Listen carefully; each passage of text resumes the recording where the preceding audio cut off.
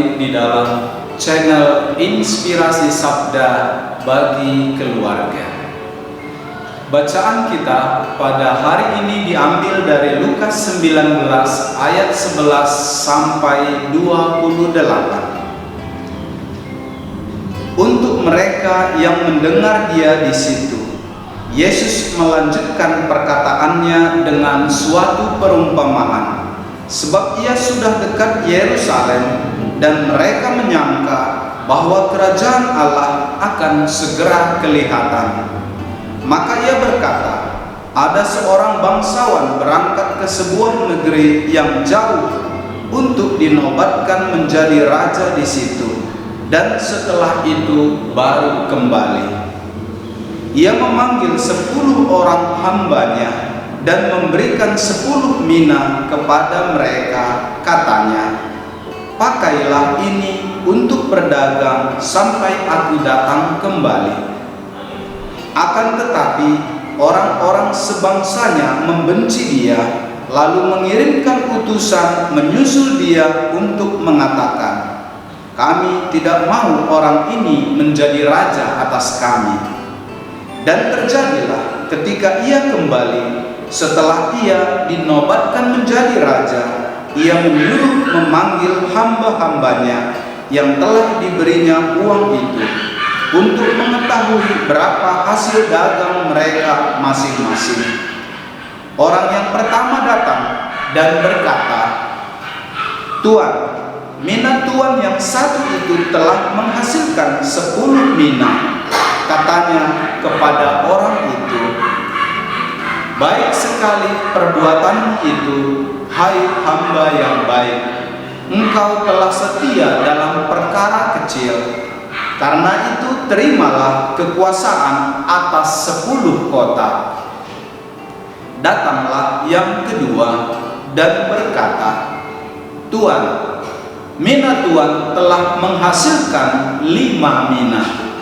Katanya kepada orang itu, dan engkau kuasailah 5 kota. Dan hamba yang ketiga datang dan berkata, Tuan, inilah mina Tuan. Aku telah menyimpan dalam saku tangan, sebab aku takut akan Tuan, karena Tuan adalah manusia yang keras, yang mengambil apa yang tidak pernah aku taruh, dan menuai apa yang tidak aku tabur. Jika demikian, mengapa uangku itu tidak kau berikan kepada orang yang menjalankan uang? Maka sekembaliku aku dapat mengambilnya serta dengan bunganya. Lalu katanya kepada orang yang berdiri di situ, ambillah mina yang satu itu daripadanya dan berikanlah kepada orang yang mempunyai 10 mina itu.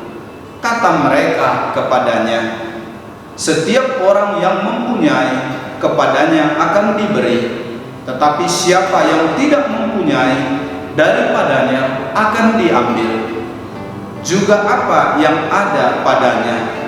Akan tetapi semua seteruku ini yang tidak suka aku menjadi rajanya, bawalah mereka kemari dan bunuhlah mereka di depan mataku. Dan setelah mengatakan semuanya itu, Yesus mendahului mereka dan meneruskan perjalanannya ke Yerusalem. Demikianlah Injil Tuhan. Terpujilah Kristus. Saudara-saudari terkasih, bacaan kita tentang uang mina yang mirip dengan bacaan tentang talenta. Pada awal renungan kita pada hari ini, saya mau memberikan sebuah cerita, sebuah ilustrasi tentang seorang pelatih anjing yang hebat, yang luar biasa, yang banyak melatih anjing sehingga anjing itu bisa membuat pertunjukan yang menarik, sirkus yang mengagumkan banyak penonton. Pelatih itu melatih kelompok anjing, sekelompok anjing. Ada seekor anjing yang dilatih yang luar biasa hebat. Dia bisa menari dengan sesuai dengan musik yang dimainkan, dan bisa melakukan banyak hal seperti apa perintah tuannya. Bisa menangkap makanan yang dilempar 1 meter, 2 meter, 3 meter. Dia bisa melompat dengan baik dan sempurna sambil menangkap makanan itu. Dan ada lagi anjing yang kedua, ketika makanan dilempar, dia tidak melompat, tetapi dia tunggu makanan itu di bawah dan dia memakannya. Tidak layaklah untuk dibawa ke dalam pertunjukan. Tetapi ada lagi 1 ekor anjing yang hebat, luar biasa, dan dia bisa melompat tinggi sekali sambil menangkap makanan. Tetapi mungkin anjing itu terlalu pintar, sehingga anjing itu ingin melatih dirinya lebih dan lebih lagi. Dia melihat burung yang terbang dan sambil makan, dan akhirnya anjing itu naik ke rumah yang sangat tinggi, dan dari atas rumah itu dia ingin terbang seperti burung itu. Tetapi apa yang terjadi? Akhirnya anjing itu lompat ke bawah dan mati. Maka berdasarkan bacaan pada hari ini juga, sebagaimana kita mendengarkan perumpamaan, Tuhan memberikan mina kepada 10 orang hambanya. Demikian juga kita sebagai hamba Tuhan. Kita diberikan bakat, kita diberikan kemampuan. Jadi jangan ada di antara kita berkata, apalah bakatku, apalah kemampuanku. Kita semua diberikan kemampuan. Kita semua diberikan modal oleh Tuhan untuk berkarya bagi sesama kita, terlebih-lebih bagi Tuhan kita.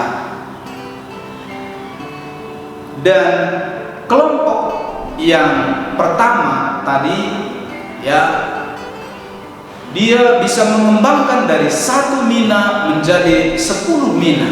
Itulah kelompok anjing yang hebat tadi. Dia bisa menari, dia bisa melompat, dan dia bisa melakukan secara sempurna apa yang diperintahkan oleh pelatihnya. Tetapi apa yang terjadi bagi kelompok yang kedua tadi? Ya, dia hanya makan. Itulah tadi 1 mina diubah menjadi 5 mina. Dia bekerja, dia berkarya memang, tapi tidak maksimal. Hasilnya biasa saja. Tetapi apa yang terjadi dengan anjing yang melompat? Dia mati. Dia tidak puas dengan dirinya, maka akhirnya dia tidak mendapatkan apa-apa. 1 ayat yang menjadi pegangan bagi kita, Yesaya 48 ayat 18, yang berbunyi, sekiranya engkau memperhatikan perintah-perintahku, maka damai sejahtera akan seperti sungai yang tidak pernah kering, dan kebahagiaanmu akan terus berlimpah. Maka ayat ini sungguh menjadi pegangan bagi kita. Jika kita melakukan perintah-perintah Tuhan, maka damai sejahtera bagi diriku, bagi diri keluargaku, akan seperti sungai yang tidak akan pernah kering, dan kebahagiaan kita yang terus berlimpah. Memang saudara-saudari terkasih, keluarga Katolik, hidup kita memang tidak selalu lurus, jalan tidak selalu mulus, kadang berbatu, berkerikil, kadang terjal, kadang ombak menghantam, kadang pergumulan kita yang harus kita hadapi dengan bergelimang air mata, pergumulan kita yang luar biasa. Tetapi kita serahkan semuanya kepada pelatih kita, pelatih ilahi kita, Tuhan kita, yang memberikan janji kepada kita, sekiranya engkau memperhatikan perintah-perintahku, maka damai sejahtera akan seperti sungai yang tidak akan pernah kering, dan kebahagiaanmu akan terus berlimpah. Demikian renungan kita pada hari ini yang menjadi pertanyaan refleksi bagi kita. Apakah aku sudah membawa keluargaku kepada Yesus? Semoga Tuhan Yesus memberkati.